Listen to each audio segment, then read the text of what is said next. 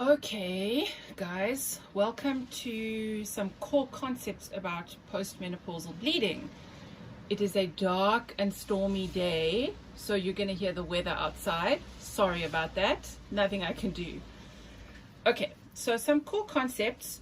How do you know if someone is postmenopausal? Oh, please note that Dr. Barbie and Captain America, who's wearing his PPE, have come to join us because they're bored and there's nowhere to go in weather like this. So the first core concept is that menopause is defined as the cessation of menses for 12 months or more. So in order to be postmenopausal, you need to have not had any periods for a full year.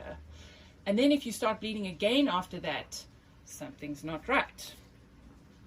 The average age, oh, Dr. Barbie's a bit drunk, come now.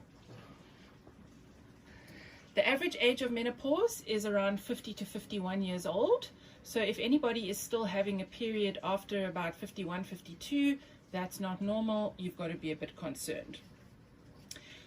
What happens during and after menopause? Conceptually, well, the woman's body no longer makes the female hormones. So estrogen and progesterone essentially collapse and they are not present in the body in any significant amounts. Next crucial concept is that postmenopausal bleeding is never normal. Never. Okay. And your first concern is always going to be cancer. Okay, now let's have a look at some thoughts about what potential causes there are of postmenopausal bleeding. We're having thoughts. So we're going back to your old friend, palm coin that you came to know literally about 5 seconds ago. We're going to have a look at polyps, adenomyosis, leiomyoma, malignancy, coagulopathy. This one is stuck, sorry. Ovarian dysfunction, endometrial issues, iatrogenic, and not classified.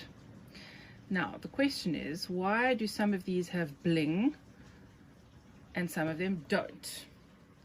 Well, the answer is that the ones with bling are potential causes of postmenopausal bleeding and the others aren't. So let's go through why the others aren't. Okay, so adenomyosis, you learned a little bit about that in your abnormal uterine bleeding talk.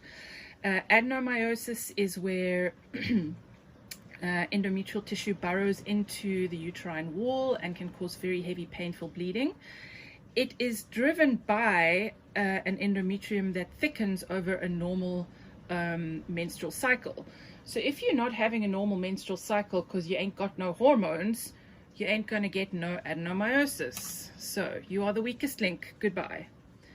Similarly, leiomyomas, fibroids, are driven, their growth is driven by progesterone and estrogen. So again, those are not around anymore, so leiomyomas are going to shrink and they are not going to be a cause of postmenopausal bleeding. Thank you and goodbye. Coagulopathy. You are hardly ever going to diagnose a coagulopathy in a woman who is older than 50. If a coagulopathy is going to be a cause of heavy menstrual bleeding, this person is going to have had heavy menstrual bleeding since menarche, every single period, and they're going to have other evidence of bleeding diathesis. So they will maybe have bleeding gums when they brush their teeth, they will have repeated nosebleeds, they will bruise easily. This is going to be diagnosed in a young woman, not a postmenopausal woman. Goodbye. Ovulatory dysfunction. Well, what do you need in order to ovulate? You need the hormones. There's no hormones, so there's no ovulation.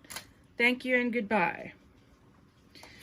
Endometrial causes, so to a large extent, if you don't have the hormones, you're not going to be laying down endometrium, so you're not going to have an endometrial cause. Goodbye. And this one, which is now a hideous diarrhea color on purpose, not classified. I hate that concept.